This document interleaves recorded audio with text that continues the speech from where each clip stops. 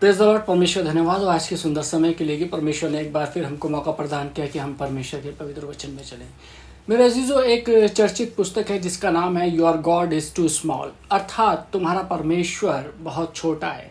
इस पुस्तक के लेखक ने यह बताने का प्रयास किया है कि किस प्रकार से हम परमेश्वर की सामर्थ्य को सीमित कर देते हैं, हम परमेश्वर को छोटा बना देते हैं। जब कठिन परिस्थितियाँ, लाइलाज बीमारियाँ, असंभव से लगने वाले काम सामने आते हैं तो हम कहने लगते हैं कि परमेश्वर अब कुछ नहीं कर सकता, वह ये बात पूरी नहीं कर सकता। अपनी प्रार्थनाओं से हम छोटी छोटी चीज़ें मांगते हैं, हम रोज़मर्रा की जो हमारी प्रार्थनाएं होती हैं, हम अपने जीवन की जो भी समस्याएं होती हैं, जो भी प्रार्थना होती है, जो भी छोटी छोटी चीज़ें होती हैं, हम उसके अंदर उनको मांगते हैं। बड़ी चीज़ें, बड़ी बातों को मांगते ही नहीं, क्योंकि हम समझते हैं कि ये बात पूरी होना तो असंभव सी प्रतीत होती है। अक्सर हमारे साथ ऐसा होता है, असंभव जो लगता है हम वो परमेश्वर से नहीं मांगते, परंतु परमेश्वर के द्वारा सब कुछ सामर्थ्य है, संभव है, क्योंकि वह सर्व सामर्थी, सर्वशक्तिमान, असीमित, आदि और अंत, अल्फा और ओमेगा है।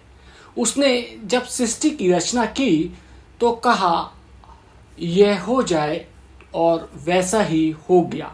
सिर्फ उसके कहने भर से सारी सृष्टि की रचना हो गई। उसकी वाणी में ऐसी सामर्थ्य है कि गरजता, उफनता समुद्र शांत हो जाता है, आंधी थम जाती है, मृत्यु वापस लौट जाती है। पुराने नियम में दूसरे राजा के 19वें अध्याय में एक घटना का वर्ण हम पाते हैं कि जब अशूर के राजा सिन्हेरीब ने अपनी सेना के साथ यहूदा के राजा हिजकिय्याह पर आक्रमण कर दिया और उसके पास खबर भेजी और उसका उपहास करते हुए परमेश्वर की सामर्थ्य को ललकारा। जब हिजकिय्याह मंदिर में गया और यहोवा से प्रार्थना की, और तब लिखा है, यदि हम देखें दूसरा राजा 19 बाब उसकी 35 और 36वीं आयत में, यहाँ पर परमेश्वर का वचन इस प्रकार कहता है कि उसी रात में क्या हुआ कि यहोवा के दूत ने निकलकर अश्शूरियों की छावनी में 1,85,000 पुरुषों को मारा, और भोर को जब लोग उठे तब देखा कि शव ही शव पड़े हैं। तब अशूर का राजा सिन्हेरीब चल दिया और लौट कर निनवे में रहने लगा। 1,85,000 अशूरियों को यहोवा परमेश्वर की सामर्थ ने समाप्त कर दिया। आज विज्ञान की उन्नति के इस युग में वैज्ञानिक कहते हैं कि परमाणु बम सबसे शक्तिशाली है, हाइड्रोजन बम सबसे शक्तिशाली है, परंतु परमेश्वर सर्व सामर्थी है। वह शक्तिशाली है हर बम से, हर वैज्ञानिक उपकरण से। वे चाहे तो लाल समुद्र को 2 भागों में बांट सकता है, वो चाहे तो ध्वस्त सृष्टि पुनः निर्मित हो सकती है। परमेश्वर की सामर्थ सृष्टि के आरंभ से कार्यरत है और आज भी काम कर रही है, और वचन के आधार पर देखें तो उसकी सामर्थ आज हमारे जीवनों में कार्य करती है। पहली चीज जो है वो ये है कि उसकी सामर्थ हमें पाप से छुटकारा देती है। जो इंसान की सबसे बड़ी समस्या है इंसानी जीवन में, वह है उसका पाप, और परमेश्वर की सामर्थ सबसे ज़्यादा प्रहार हमारे पाप पर करती है और हमारे को पापों से छुटकारा देती है। प्रेरित पौलुस ने लिखा है कि यीशु पापियों को बचाने को आया, जिसमें की सबसे बड़ा मैं हूँ। पौलुस के विषय में हम जानते हैं कि वह एक ऐसा व्यक्ति था जिसने मसीहों और मसीहत से इस कदर तक घृणा थी कि वह उनको नष्ट करने वाला बन गया था। पौलुस के जीवन के अंदर हम देखें तो मसीह कलीसियाओं के अंदर पौलुस का जो था एक डर था। पौलुस जब मर्जी आता था उन्हें पीटता था, बांधता था और घात कर देता था। लेकिन हम देखते हैं कि वो नष्ट करने वाला व्यक्ति था, परंतु जब वो प्रभु यीशु मसीह के संपर्क में आया तो उसका जीवन संपूर्ण रूप से बदल गया। एक ऐसा व्यक्ति था जो हत्या और घात करने से नहीं डरता था। यदि आज हम ऐसे ही जीवन जी रहे हैं, हम हत्याएं करते हैं, हम घात करते हैं, हम चोरी डकैती करते हैं, तो परमेश्वर आज मेरे और आपको जीवन को बदलना चाहता है। वो हमारे जो जीवन के अंदर जो पाप है, उन पापों से प्रभु यीशु मसीह हमारे को छुटकारा देना चाहता है। परमेश्वर की सामर्थ हमारे पापमय जीवन को परिवर्तित कर देती है।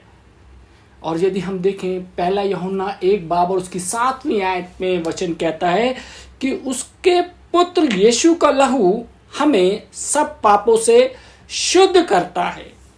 यीशु मसीह के द्वारा परमेश्वर की सामर्थ हमारे पापों से हमें छुटकारा दिलाती है। जब हम यीशु मसीह को ग्रहण करते हैं, बपतिस्मा लेते हैं, उसे अपना मुक्तिदाता ग्रहण करते हैं, तो हम उसके लहू के द्वारा मोल लिए जाते हैं, शुद्ध किए जाते हैं और हमारे पाप हमसे उतने ही दूर हो जाते हैं जैसे पूरब से पश्चिम की दूरी हो।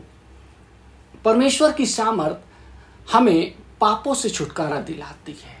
पहली चीज याद रखिए, परमेश्वर सामर्थी है और हमारे को हमारे पापों से छुटकारा दिलाती है परमेश्वर की सामर्थ। और जो दूसरी चीज है वो ये है कि परमेश्वर की सामर्थ जीवनों को परिवर्तित करती है। परमेश्वर की सामर्थ न केवल हमारे पापों से छुटकारा दिलाती है, वन ये हमारे जीवनों को भी संपूर्ण रूप से परिवर्तित करती है। यह पत्थर के हृदय में मांस और लहू का हृदय देती है। वचन में लिखा है कि परमेश्वर का वचन हमें गांठ गांठ गूदे गूदे को छेदता है। जीवन में अनेक ऐसे अवसर आते हैं जब हम स्वयं कुछ कर पाने में असमर्थ हो जाते हैं। बहुत सी परिस्थितियां हमारे को घेर लेती है हमारे जीवन में, जब हम अपने आप को असहाय सा महसूस करते हैं, जब हम स्वयं पर हमारा नियंत्रण नहीं रहता, कुछ कर पाने में हम खुद को बेबस महसूस करते हैं। ऐसे समय में यदि हम परमेश्वर को अवसर दें तो उसकी सामर्थ्य से परिस्थितियां बदल सकती हैं। दुख सुख में बदल सकता है, विलाप हर्ष में परिवर्तित हो सकता है। जीवन में ऐसे परिवर्तन आते हैं कि पतरस परमेश्वर की सामर्थ्य से पानी पर चलने लगता है। 38 वर्ष का अपंग खुशी से उछलने और कूदने लगता है। परमेश्वर की सामर्थ्य से जब जीवन में परिवर्तन आता है तो हमारी मानसिकता परिवर्तित हो जाती है। जीवन को देखने का नजरिया जो है वो हमारा बदल जाता है। इस बात का हमारे को अनुभव हो जाता है कि जो कुछ इस जीवन में है क्षणिक है, कुछ समय का है। इसलिए पतरस लिखता है, यदि हम देखें पहला पतरस 4 और उसकी 12वीं आयत में यहाँ पर वचन कहता है कि हे प्रियो, जो दुख रूपी अग्नि तुम्हारे परखने के लिए तुम में भड़की है, इससे यह समझकर अचंबा ना करो कि कोई अनोखी बात तुम पर बीत रही है। और यहाँ पर दुख रूपी अग्नि की बात पतरस करता है कि तुम्हारे परखने के लिए जो तुम पर भड़की है। हमारे जीवन में दुख, मुसीबत और परीक्षाएं इसलिए आती हैं कि हम परमेश्वर की सामर्थ को अपने जीवन में महसूस कर सकें। यदि हमारे जीवन में दुख, मुसीबत और परीक्षाएं नहीं हैं तो हम परमेश्वर की सामर्थ को अपने जीवन में महसूस नहीं कर सकते। और जो तीसरी बात है कि परमेश्वर की सामर्थ जो है वो हमारे को गिरने से बचाती है। परमेश्वर हमारे को गिरने नहीं देता है। हम इस संसार में रहते हैं जहां पर अनेक आकर्षण, परीक्षाएं, लोभ और स्वार्थ हैं। एक मानव होने के नाते हम इसका सामना करते हुए या इनसे गुजरते हुए हम गिर सकते हैं। बहुत से लालच आते हैं, बहुत सी परीक्षाएं आती हैं, टूट सकते हैं। हम सोचने लगते हैं कि हम ये नहीं कर सकते, हम इसे नहीं सह सकते इन परीक्षाओं को, इन ताड़नाओं को, इन तानों को जो हमारे ऊपर अत्याचार हो रहे हैं। हम इसे नहीं सह सकते। हम इस कठिनाई, मौत की छाया के रास्ते पर नहीं चल सकते, परंतु यदि हम विश्वास में दृढ़ रहे तो परमेश्वर की सामर्थ हमें गिरने और टूटने से बचाती है। बात परमेश्वर पर विश्वास की है। यदि हमारा जीवन एक विश्वासी जीवन है तो मेरे अजीजों, हम कभी भी जिंदगी में गिर नहीं सकते। यदि हम देखें प्रकाशित वाक्य 3 बाब और उसकी 10वीं आयत में परमेश्वर का वचन कहता है, तूने मेरे धीरज के वचनों को थामा है, इसलिए मैं भी तुझे परीक्षा के उस समय बचाए रखूंगा जो पृथ्वी पर रहने वालों को परखने के लिए सारे संसार पर आने वाला है। यहाँ पर हम देखते हैं कि यहाँ पर परमेश्वर का वचन कहता है कि तूने मेरे वचन को थामा है, इसलिए मैं भी तुझे परीक्षा के उस समय बचाए रखूंगा। परमेश्वर का वचन यदि हमारे जीवनों के अंदर है तो परमेश्वर हमारे को उस परीक्षा के अंदर बचा के रखेगा। परमेश्वर हमें सामर्थी बनाएगा। परमेश्वर अपनी सामर्थ, अपनी ताकत, अपनी युक्ति से मेरे और आपके जीवन को परिपूर्ण करेगा। और चौथी चीज जो है वो ये है कि परमेश्वर की सामर्थ हमें उसकी सेवा के योग्य बनाती है। कुरिन्थियों की कलीसिया के नाम अपनी पत्री में पौलुस लिखता है, यदि हम देखें पहला कुरिन्थियों 1 बाब उसकी 27 से 29वीं आयत में यहाँ पर परमेश्वर का वचन कहता है, परंतु परमेश्वर ने जगत के मूर्खों को चुन लिया है कि ज्ञानवानों को लज्जित करे, और परमेश्वर ने जगत के निर्बलों को चुन लिया है कि बलवानों को लज्जित करे, और परमेश्वर ने जगत के नीच और तुच्छों को, वन जो है भी नहीं, उनको भी चुन लिया है कि उन्हें जो हैं व्यर्थ ठहराएं, ताकि कोई प्राणी परमेश्वर के सामने घमंड ना करने पाए। मेरे अजीजों, ये एक सत्य है कि परमेश्वर ने इस संसार के मूर्खों को चुना है। यदि हम देखें तो प्रभु यीशु मसीह के जितने शिष्य थे लगभग सभी अनपढ़ थे, मछुआरे थे, और वो एक गरीब तबके से आते थे। परमेश्वर ने ऐसे नीच और कुलीन लोगों को चुना अपनी सेवकाई के लिए। परमेश्वर किसी के माध्यम से भी मेरे अजीजों अपनी सेवकाई करा सकता है। हम मनुष्य तो कुछ भी नहीं हैं, परंतु जो परमेश्वर हमें अपनी योग्यताओं को पूरा करने के लिए चुनता है तो उसकी सामर्थ हमें उसकी सेवा के योग्य बनाती है। जो मछुआरे थे, जो मछली पकड़ने का काम क्या था, वो ज्ञानवानों को भी लज्जित कर देते थे जब वो परमेश्वर का वचन सुनाते थे। हम पाते हैं कि मूसा जो हकलाता था, बोलने में भद्दा था, परमेश्वर की सामर्थ से लाखों इजरायलियों को मिस्र की गुलामी से निकाल लाने वाला महान अगुआ बना। मूसा जो कि बोल भी नहीं पाता था। आज बहुत से लोग इस संसार के अंदर यदि हम देखें तो इस परेशानी से जूझते हैं और परमेश्वर का वचन प्रचार और प्रसार करने से डरते हैं कि मैं बोलने में भद्दा हूं, मैं कैसे परमेश्वर के लिए स्तुति के गीत गाऊंगा, मैं कैसे परमेश्वर के वचन को प्रचार करूंगा, मैं कुछ नहीं कर सकता। लेकिन यदि हम देखें तो परमेश्वर हमें सामर्थी बनाता है। परमेश्वर ने मूसा को जो हकलाता था, बोलने में भद्दा था, वो लाखों लोगों की अगुवाई करता है। वो गुलामी से निकालने वाला महान अगुआ बना। यदि हम देखें कि भेड़ बकरियों को चराने वाला बालक परमेश्वर की सामर्थ से राजा दाऊद बना। राजा दाऊद हम जानते हैं कि वो भेड़ बकरियां चराता था, कोई अनुभव नहीं था युद्ध का। जब वो गोलियत को मारने के लिए गया तो उसके पास युद्ध का कोई अनुभव नहीं था। यानी कि जब उसको वो वस्त्र पहनाए जा रहे थे युद्ध के, जो टोप पहनाया जा रहा था, जो झिलम पहनाई जा रही थी, जब वो गोलियत के पास जा रहा था, वो उसका बोझ तक नहीं सह सकता था। हम वचन में पढ़ सकते हैं इस चीज को। लेकिन दाऊद ने क्या करा? उस वस्त्र को उतार दिया, फेंक दिया और वो लड़ने चला गया उस गोलियत से जिसको देखकर सारी इजरायली सेना डर रही थी कि एक दैत्यकार फिलिस्ती आ गया है, और कोई भी उसका सामना नहीं कर रहा था। उसकी हाइट और उसकी हेल्थ देखकर सब डर रहे थे, लेकिन दाऊद की निगाहें जो थी वो गोलियत के शरीर पर नहीं थी, बल्कि परमेश्वर की सामर्थ पर निर्भर थी। यदि दाऊद भी गोलियत के शरीर को देखता तो वो गोलियत को नहीं मार सकता। दाऊद ने परमेश्वर की सामर्थ को देखा और परमेश्वर की सामर्थ ने उसको बलवंत किया, और एक ही पत्थर में हम देखते हैं कि गोलियत ढेर हो गया। एक भेड़ बकरी चराने वाला यही युवक आगे चलकर इस्राएल का राजा बना। मछली पकड़ने वाला साधारण अनपढ़ मछुआरे महान प्रचारक बन जाते हैं।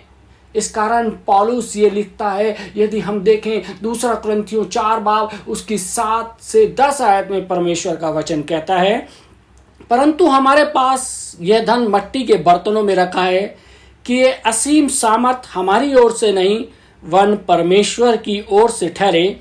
हम चारों ओर से कलेश तो भोगते हैं पर संकट में नहीं पड़ते, निरुपाय तो हैं पर निराश नहीं होते, सताए तो जाते हैं पर त्यागे नहीं जाते, गिराए तो जाते हैं पर नष्ट नहीं होते।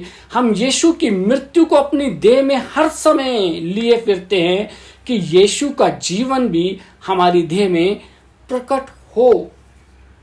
हम यहाँ पर देखते हैं मेरे अजीजों, परमेश्वर के वचन में पौलुस कहता है कि हमारे पास ये धन जो है वो मट्टी के बर्तनों में रखा हुआ है। आज हमारे को अपनी वो क्वालिटी मालूम नहीं है कि परमेश्वर ने मेरे और आपके जीवन में क्या सामर्थ्य है।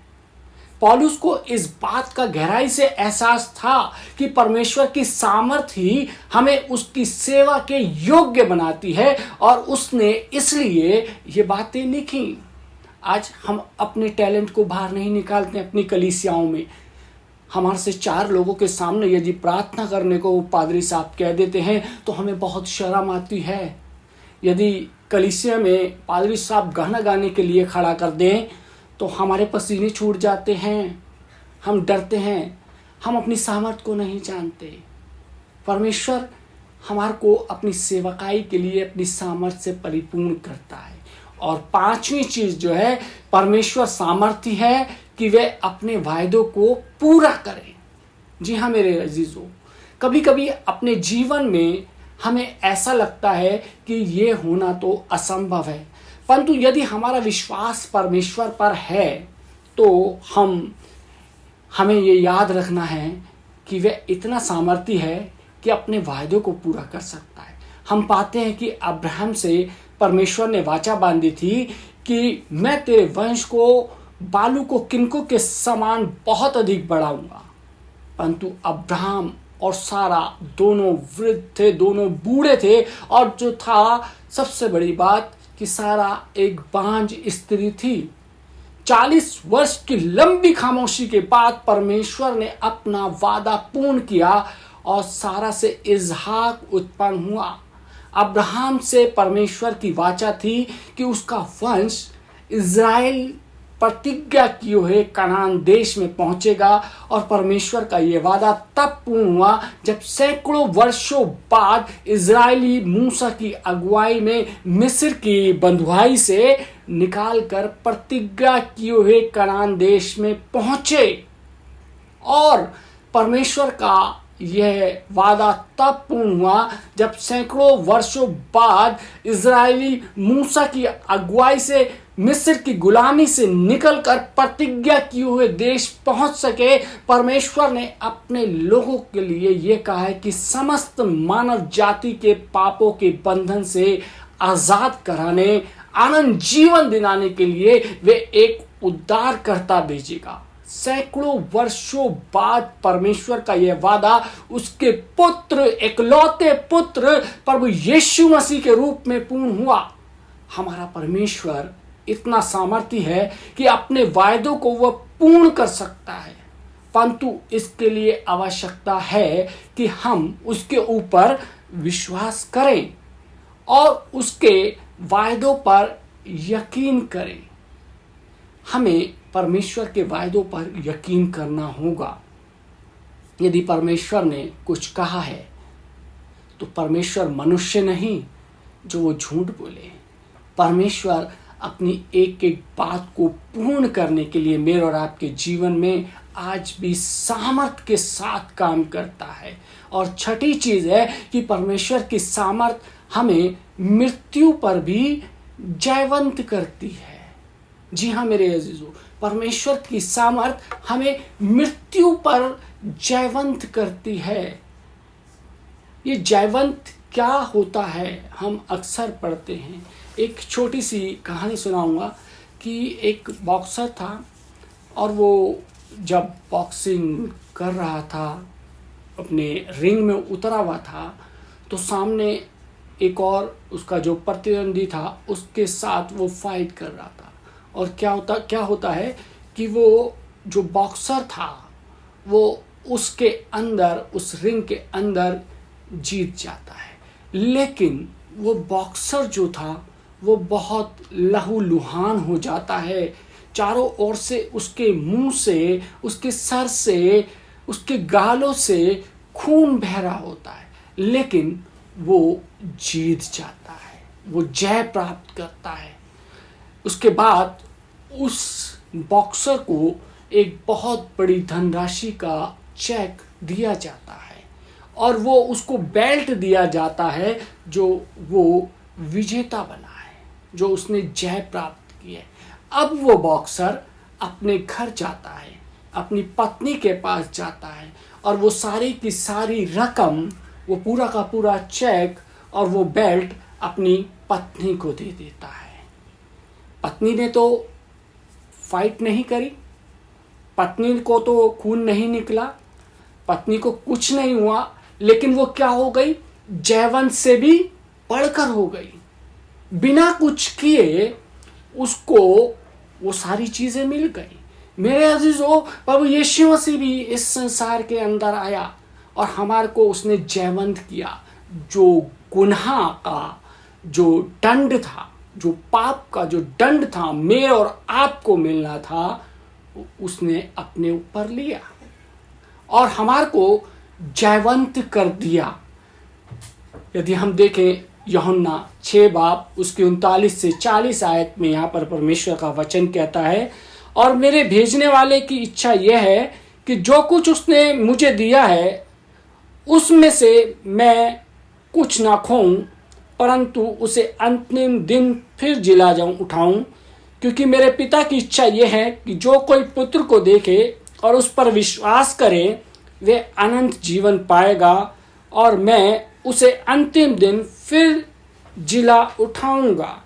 परमेश्वर इतना सामर्थी है कि वो मृत्यु पर हमें जय दिलाता है। उसके पुत्र में होकर मृत्यु भी अनंत जीवन का द्वार बन जाती है।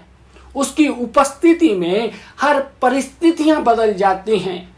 लाजर की मृत्यु का शोक उसके पुनः जी उठने के हर्ष में बदल जाता है। नाइन नगर की विधवा के पुत्र की शव यात्रा विजय जुलूस में बदल जाती है। नकारात्मक परिस्थितियां सकारात्मक हो जाती हैं। एक कर्नल था जो कि एक मसीह था, परंतु उसका पुत्र जो था वो मसीह नहीं था। उस पुत्र को मृत्यु से बहुत डर लगता था, वो बहुत डरता था। जब कर्नल मरने पर था तो उसने अपनी आखिरी इच्छा प्रकट की कि उसे उसके पुत्र के पास भेज दिया जाए, ताकि वे अपने पुत्र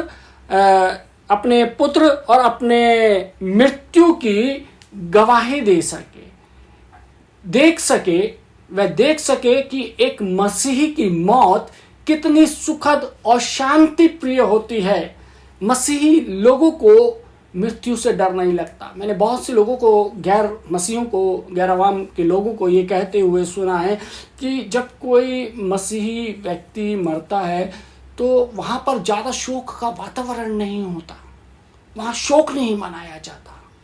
उसका रीज़न ये है कि प्रभु यीशु मसीह ने हमारे को मृत्यु पर जयवंत किया है। मेरे अजीजों, परमेश्वर की सामर्थ एक मसीही विश्वासी को मृत्यु पर जयवंत बनाती है। क्रूस पर प्रभु यीशु मसीह की मौत में भी गवाही थी, जिसे देखकर सूबेदार ने कहा था, सचमुच ये परमेश्वर का पुत्र था।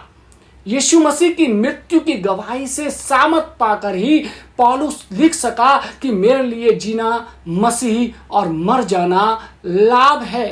परमेश्वर की यह सामर्थ आज भी उपलब्ध है। आवश्यकता इस बात की है कि हम उस पर विश्वास करें और अपना जीवन उसे सौंप दें। अपनी सामर्थ से वे हमें पापों से छुटकारा देगा, हमारा जीवन परिवर्तित करेगा, हमें गिरने से बचाएगा, हमें अपनी सेवाकाई के योग्य बनाएगा, हमारे जीवनों से अपनी प्रतिज्ञाओं को पूर्ण करेगा। और सबसे प्रमुख और अंतिम बात कि परमेश्वर अपनी सामर्थ से हमें मृत्यु पर जयवंत करेगा। जी हाँ मेरे अजीजों, सबसे अहम चीज़ ये है कि परमेश्वर हमारे को मृत्यु पर जयवंत करेगा, क्योंकि वचन कहता है कि ऐ मौत तेरा डंक कहाँ रहा।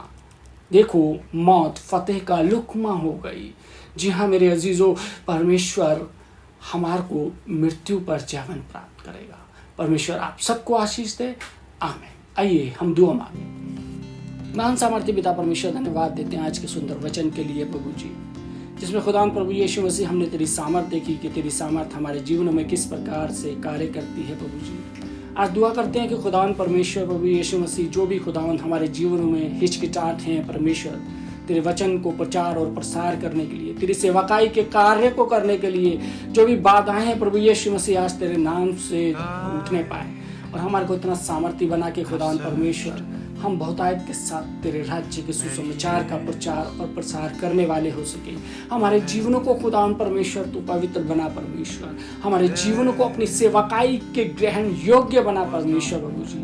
हम जानते हैं कि खुदावन हम एक ऐसे संसार में रहते हैं जहाँ पर चारों ओर प्रलोभन है, शैतान का धोखा है, फ्रेब है परमेश्वर, और शैतान हमारे को प्रभु जी तेरी सेवकाई में आगे बढ़ने से रोकता है, मुश्किलातें लाता है और ये कहता है कि ऐसा नहीं हो सकता, ये असंभव है। लेकिन खुदावन हम जानते हैं कि प्रभु जी जब तेरी सामर्थ काम करती है तो वो असंभव कार्य संभव हो जाते हैं। हाँ खुदावन, आज हमारे जीवनों में खुदावन परमेश्वर जो भी बंधन है, जो भी खुदावन कार्य हैं जो हमें असंभव से प्रतीत होते हैं परमेश्वर, आज प्रभु यीशु मसीह तेरे नाम से वो सारे कार्य जो असंभव प्रतीत होते हैं वो संभव होने पाए परमेश्वर। जितने लोग परमेश्वर प्रभु जी उन कार्यों को खुदावन असंभव सोच कर बैठे हैं परमेश्वर, आज उनके जीवन में वो कार्यों को संभव कर यीशु मसीह के नाम से।